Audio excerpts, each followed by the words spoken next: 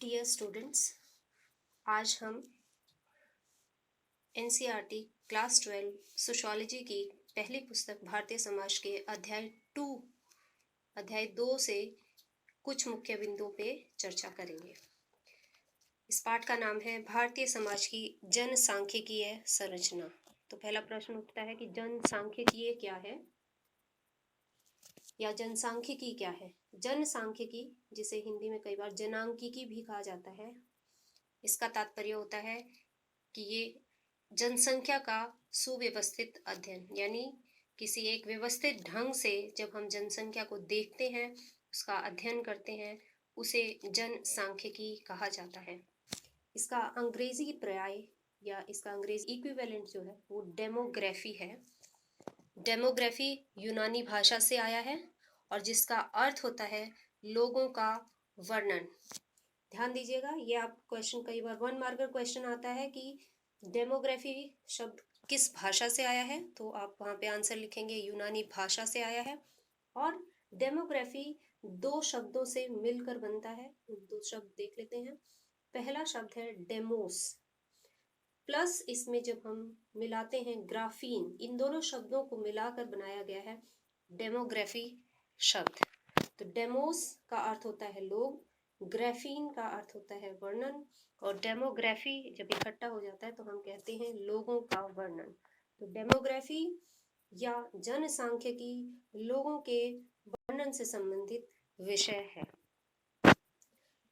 आपके पेपर में कई बार 1 मार्क का क्वेश्चन इसी बात से आता है कि डेमोस का क्या मीनिंग है, ग्राफीन का क्या मतलब है, डेमोग्राफी किन 2 शब्दों से मिलकर बना है, डेमोग्राफी कौन सी भाषा से आया है, या जनसांख्यिकी और डेमोग्राफी का क्या अर्थ है। तो आप ध्यान दें इस बात पे कि डेमोग्राफी या जनसांख्यिकी होती है लोगों का सुव्यवस्थित अध्ययन करना, लोगों के बारे में जो रुझान है जनसंख्या के उनका वर्णन करना। समाजशास्त्रीय दृष्टिकोण से ये काफी महत्वपूर्ण हो जाता है।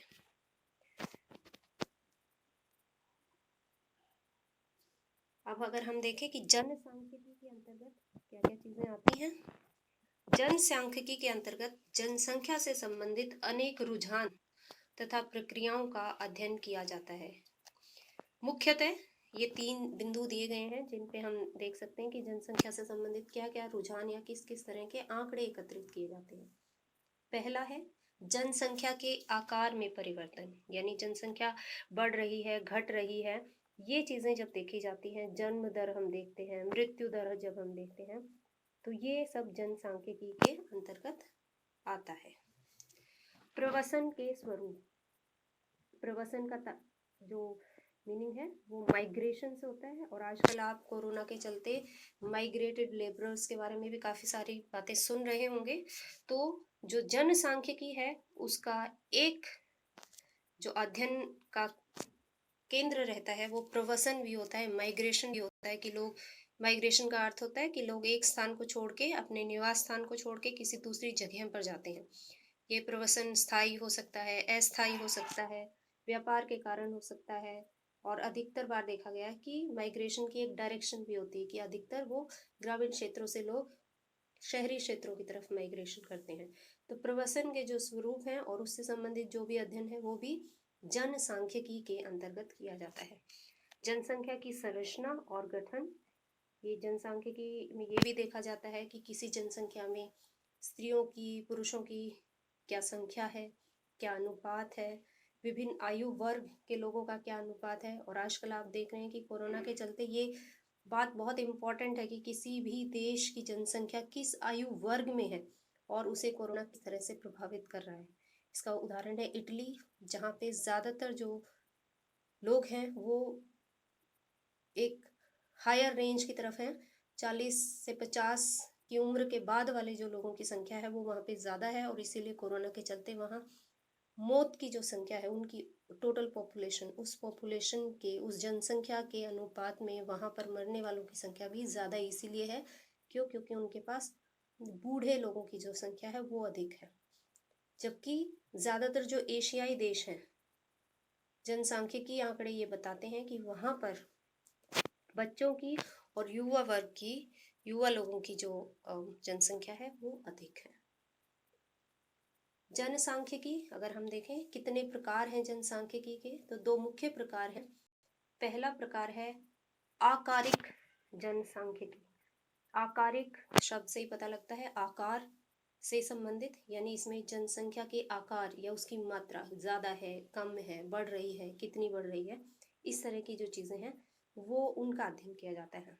सामाजिक जनसांख्यिकी, अब इसमें सामाजिक शब्द जोड़ दिया गया है तो इससे पता चलता है कि सामाजिक जो प्रक्रियाएं हैं, आर्थिक प्रक्रियाएं हैं या जो राजनीतिक प्रक्रियाएं हैं, वो सभी प्रक्रियाएं कुल मिलाकर जनसंख्या पर किस तरह का प्रभाव डालती हैं, इस तरह के जो मुद्दे हैं वो सामाजिक जनसांख्यिकी के अंतर्गत डिस्कस किए जाते हैं, अध्ययन किए जाते हैं।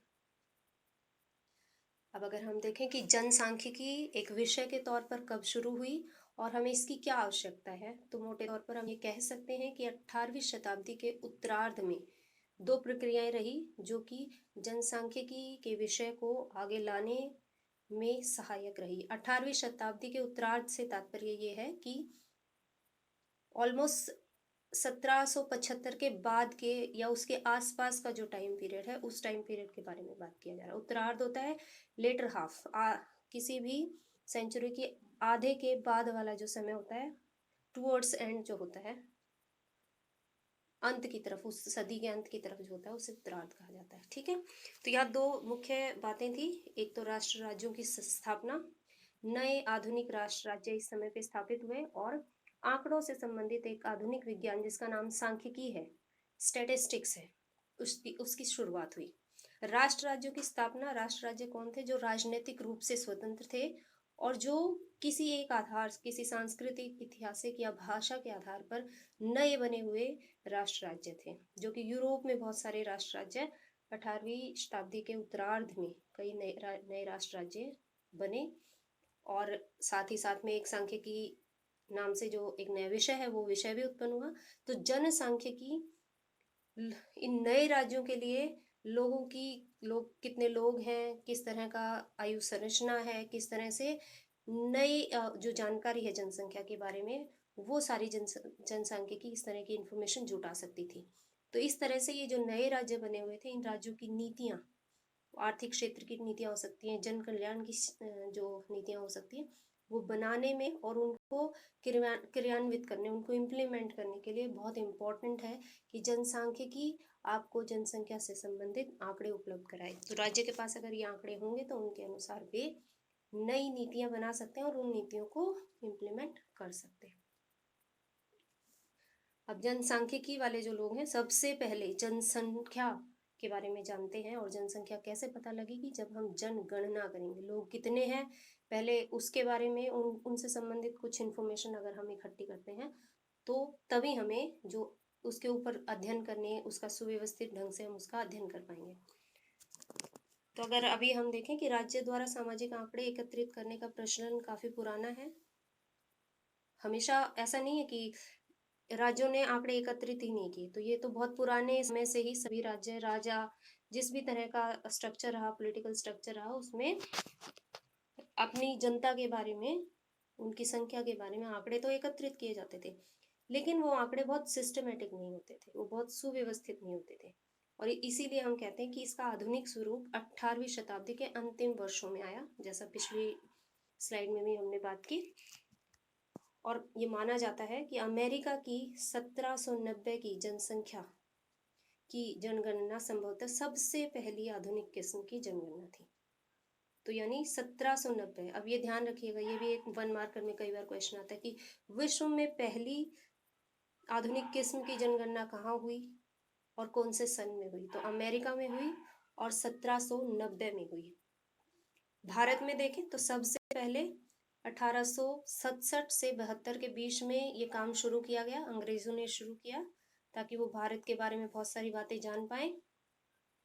और फिर 1881 से फॉर्मल तरीके से 1881 से हर साल, हर 10 साल के बाद जो है, हर बार जो है हर 10 साल के बाद एक जनगणना की जाती रही है। स्वतंत्रता के पश्चात भी, हम जब स्वतंत्र हो गए 47 में, उसके बाद भी हमने इस पद्धति को चालू रखा। और 1991 से अब तक हम हर 10-10 साल अगर देखें तो 70 साल हमें आज़ाद हुए हो गए हैं, 7 जनगणनाएं हम कर चुके हैं 2011 तक। ध्यान दीजिए, यहाँ पे भी ये क्वेश्चन भी कई बार आता है कि भारत में पहली बार कब हुई। तो पहली बार फॉर्मली 1867 से शुरू हुई, तो 1881 में हमारे पास आंकड़े आए, और 1881 के आंकड़ों के बाद से हर 10 साल बाद हम जनगणना करते आए हैं। स्वतंत्रता के बाद जो पहली हुई वो 1951 में हुई। तो कई बार जो 1 मार्कर क्वेश्चन आता है वो इसी तरह का ट्रिक क्वेश्चन होता है, तो आपको ध्यान रखना चाहिए। 2011 में अंतिम जनगणना हुई, और 2021 में, अब 10 साल बाद 21 में जनगणना शुरू होनी थी। अब 2020 के जून में वो प्रोसेस शुरू होता, और वो 2021 तक वो आंकड़े हमारे पास आता है, लेकिन अब कोरोना के चलते वो फिलहाल स्थगित है, अदरवाइज वो मई और जून में होनी थी। भारत एक ऐसा देश है जहां जनसंख्या के आंकड़े सुव्यवस्थित तौर पर हर 10 साल में एकत्रित किए जाते हैं। तो विश्व में हम कह सकते हैं, गर्व से कह सकते हैं कि जनसंख्या संबंधी आंकड़े बहुत ही सुव्यवस्थित तरीके से हम एकत्रित करते हैं। चाहे हम जनसंख्या में दूसरे नंबर पर आते हैं, चीन पहले नंबर पर आता है, लेकिन चीन के अंदर भी सुव्यवस्थित तौर पे हर 10 साल में आंकड़े एकत्रित नहीं किए जाते। तो आज की वीडियो मैं यहीं पे समाप्त करती हूँ। नेक्स्ट क्लास से हम इस चैप्टर के जो दूसरे कॉन्सेप्ट्स हैं उन पे बात करेंगे। Thank you.